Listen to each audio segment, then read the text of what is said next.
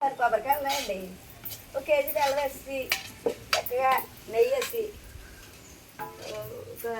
ఒక 100 గ్రాములు నెయ్యి సరిపోతాయి.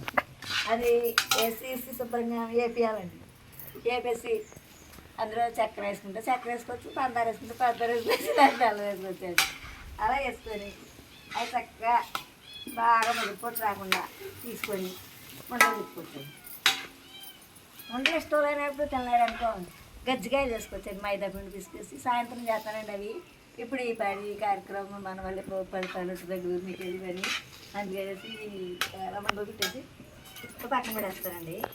పెట్టేసాక ఇప్పుడు ఏంటంటే ఇంటి మీద వండడం ఎందుకంటే లేదా గ్యాస్ మీద వండేద్దానండి.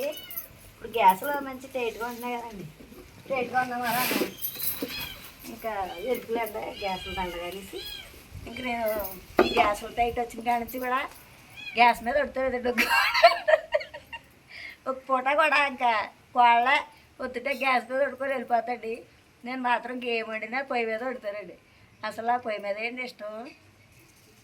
పొగ వచ్చినా పొగ వాసన వచ్చినా ఆ మధ్యన ఇడ్లీలు వండుతానండి. ఇడ్లీ కూడా పొగ వాసన వచ్చినా కానీ అవి ప్రాణం ఎక్కువైపోయి చాలా తినేసానండి.